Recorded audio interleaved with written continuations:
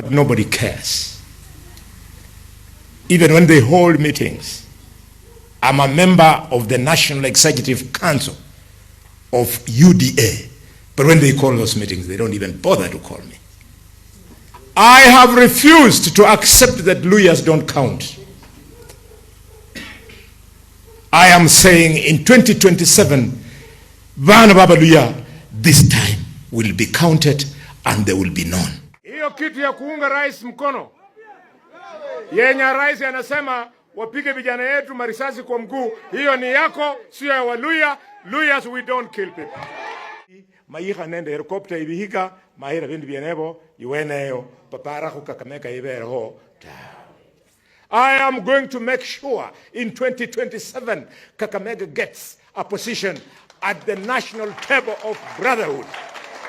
Ladies and gentlemen, as you've seen those clips of one senator of Kakamega County, Honorable Boni Khalwale, as he was speaking yesterday on 14th of July, as he tried to make a point known to the whole Republic at large that he is currently exiting the United Democratic Alliance Party. And not only that, Senator Boni Khalwale unveiled a new outfit that he is going to use to campaign for his gubernatorial seat in Kakamega County. What does this mean? Senator Boni Khalwale, back in the year 2022, he was among the stout supporters of one President William Ruto, and he advocated for the spread of the UDA gospel in Kakamega County. And not only that, he stood firm in advocating for a new change in the Mulembe Nation.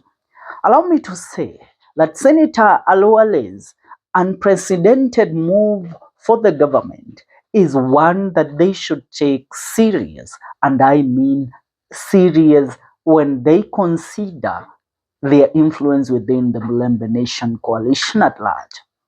Recently, we have seen new changes happening within the Mulembe Nation, and the recent tour of one Honorable Gachagua in the Mulembe Nation is one that has sent President William Ruto into a panic mode, and all leaders who are affiliated with William Ruto in the western part of Kenya are currently strategizing either on a move to strengthen their pact with William Ruto and make themselves relevant, or go ahead to quit the said partnership with William Ruto and affiliate themselves with the opposition, which is led by by Rigathi Gachagua.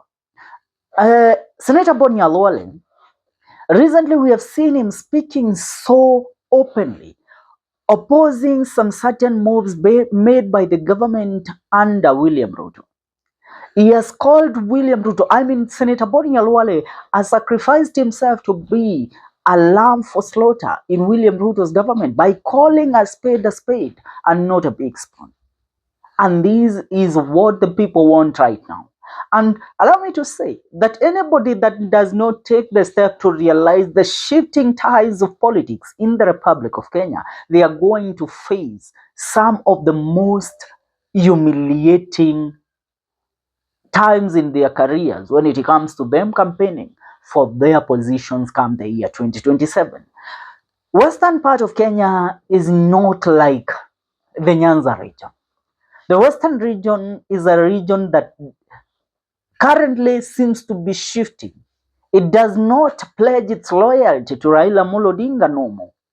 It is currently following their current crowned kingpin, and that is one Governor George Natembeya of Trans Nzoia County. And now, if you are attacking George Natembeya in the western part of Kenya, that means you're losing it. That means you are not studying the political waves in the western part of Kenya.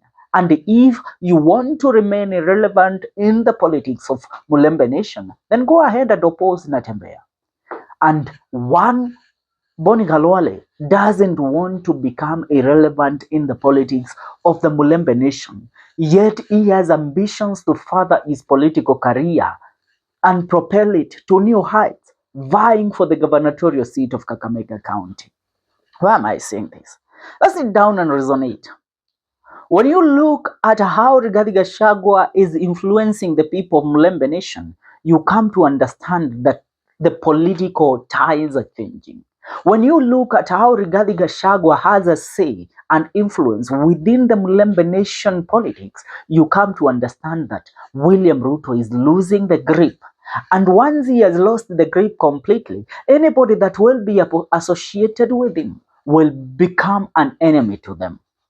One thing that I should remind you, William Ruto put aside Musalia Mudavadi. Musalia is irrelevant currently in the Mulembe Nation politics. Moses Wetangula has been trying to build up a portfolio in his region to convince William Ruto that I do still matter to you and you still need me come the year 2027. But also this move by Moses Wetangula is currently becoming irrelevant because he uses his resources to fight his fellow brother, that is Governor George Natembeya. And that is one thing that they all have been warned. If you want to remain relevant in the Mulembe Nation politics, don't fight Natembeya, don't oppose Natembeya, and don't fight Rigathi Gachagua. But if you continue with the politics of fighting Rigathi Gachagua and opposing George Natembeya, that means you have hanged yourself on matters politics. Now, let's get back to Boni Khalwale. Boni Khalwale wants the seat of Kakamega County. How will he get that seat? Will he get it while still in Ruto's government? No. Ruto himself does not believe in Boni Khalwale no more. Why? Boni Khalwale, as the Senate Majority Whip, has always been standing out, speaking for the people, advocating for what the people want, and defending the rights of the people of the Republic of Kenya. And even opposing new policies that are being brewed by William Ruto's cabinet, including harassing one Cabinet Secretary of Treasury, John Bahadi. You all saw him calling for the resignation of the Cabinet Secretary of Trade, that is Alfred Mutua. And this is one thing that Ruto can't take. Betrayal within his movement is one thing that he doesn't condone. So, what will happen? Senator Boni Khalwale unveiled a new outfit yesterday, which means he has officially ditched UDA. And if he ditches UDA, he has to affiliate himself with another coalition. And which is the most convincing coalition right now in the Mulembe Nation? It is none other than the said opposition led by Rigathi Gachagua. Him with his United People's Patriotic Front, or whatever he calls it, he wants to be part of a coalition that speaks the language that people want to speak. And the coalition that speaks the language of the people is the opposition coalition led by Rigathi Gachagua. I remind you that the politics of the Mulembe Nation and the politics of the Mount Kenya region are one. And these are the largest communities in the Republic of Kenya that determines who wins and who carries the day when it comes to the election.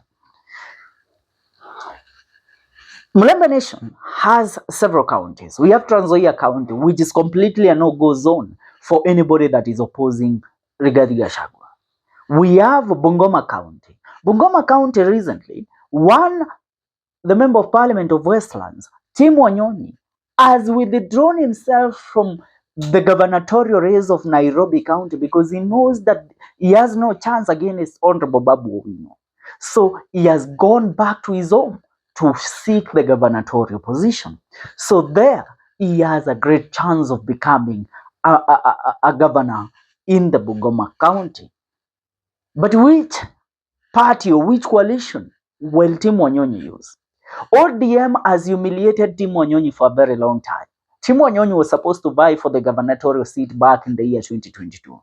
But ODM under Raila Amolo Odinga took a consideration into Polycarp Igathe. They dumped Tim Wanyonyi, and Tim Wanyonyi went back to vying for the Member of Parliament of Westlands.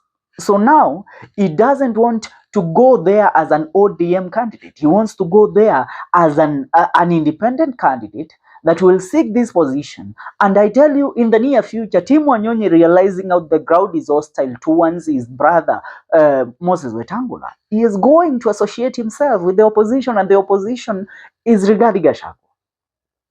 Are we together? Apart from Tim Wanyonyi from Bungoma County, in Kakamega County, we have Cleophas Malala.